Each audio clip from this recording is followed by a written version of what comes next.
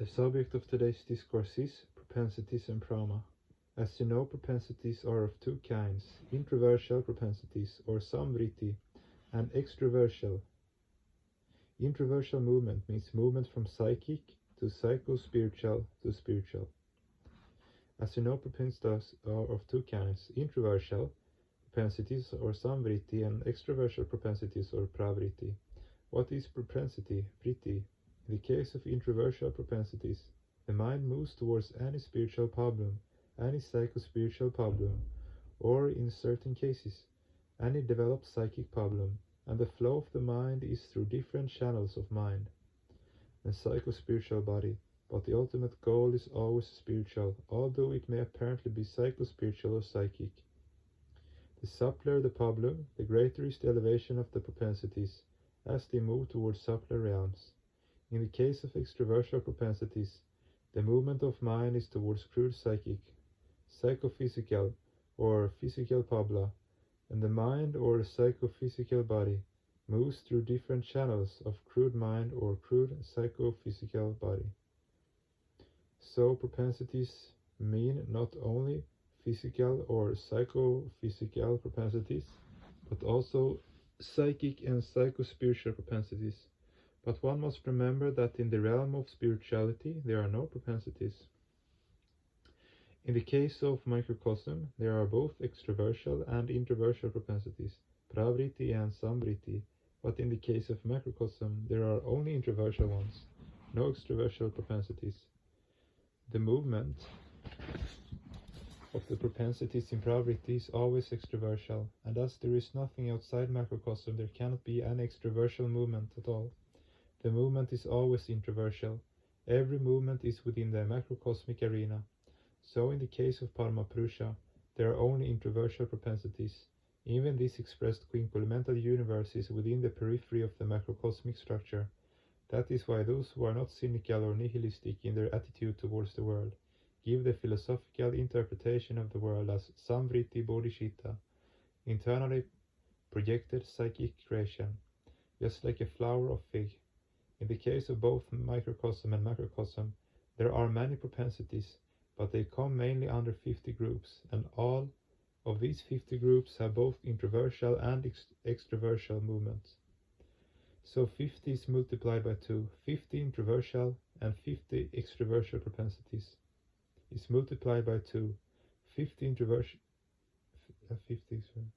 1 equals 100, and since these 100 propensities move towards the 10 directions, the 6 directions of pradisha, north, south, east, west, above and below, and the 4 directions of anudisha, northeast, northwest, southeast, southwest. So 100 is multiplied by 10. 100 times 10 equals 1000. Thus it is said that the vrittis or propensities or emanations, manifestations or flows of propensities are 1000 in numbers, and they are all controlled by the multipropensive plexus of the human body, and the controlling point of this plexus, when pinnacle touches Paramapurusha, that state is the state of perfect psychic equilibrium and equipoise. The state of nivritti. Nivritti is the silver line of demarcation between pravritti or extroversial propensities and samvritti or introversial propensities. What is prama? Prama is psychic equilibrium, equilibrium in the arena of psychic faculty, and equipoise in the arena of psychic mass. In the final stage of prama, when there is absolute equilibrium and equipoise in psychic faculty and mass, then the triangle of forces, the triangle of equilibrium, remains undisturbed. Prama data suffix prama. Now, as I have already said, extroversial propensities move towards crude objects, and introversial propensities moves towards the subtlest entity. As a result of these extroversial propensities, human beings and other living beings maintain their relationship with the earth.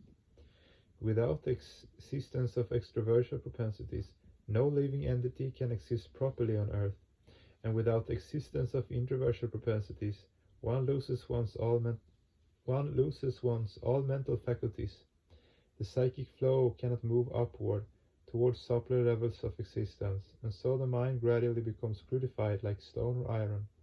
All sense of humanity, all refinement and finer sensibilities are smashed into smithereens. The whole human existence is razed to its crudest foundations. That is why those philosophers who propagate materialism in fact mislead human beings towards extroversion propensities and goad them towards crude objects. Is such a state desirable? Certainly not. As there is no scope of nivritti, there is no equilibrium or equipoise. Human beings gradually identify themselves with crude physicality or matter like stone, soil, etc. In philosophical terms, this is called the state of prakriti-lina, i.e. one becomes one with nature. Thus human beings will have to move forward towards the supreme entity in the multipropensive plexus along the path of introversial propensities. Their minds must be elevated, but extroversial propensities will always remain in all living creatures. So while moving along this path, one will have to maintain adjustment with pravriti, the extroversial propensities. They cannot be entirely crushed. Even on the path of introversial propensities, there are various obstacles, and those obstacles create uneasiness in the human mind. So human beings will have to move toward the supreme entity while simultaneously fighting against these obstacles, which are known as pashas and ripus, internal and external enemies. As a result of their fight, human beings are established in the supreme stance of nivritti, and when they attain that pinnacle point in the highest chakra, Paramapada, in the multipropensive plexus, they reach the supreme goal in human life. Then human beings no longer remain humans, they become veritable gods in human frame. It is possible for one and all to reach this supreme stance. It needs only effort, sincerity, and constant intuitional practice, and also a wee bit of the grace of Paramapurusha. You know that divine grace does not depend on any logic, it depends only on the whims of Paramapurusha.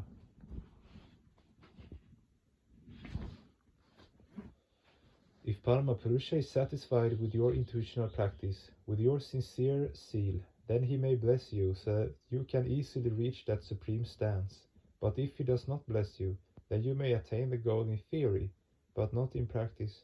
Thus everyone will have to seek his blessing in order to reach the goal.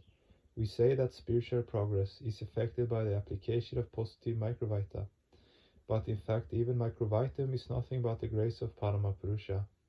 Let human beings perform virtuous deeds, practice meditation, serve the suffering humanity, and in return they will attain his grace.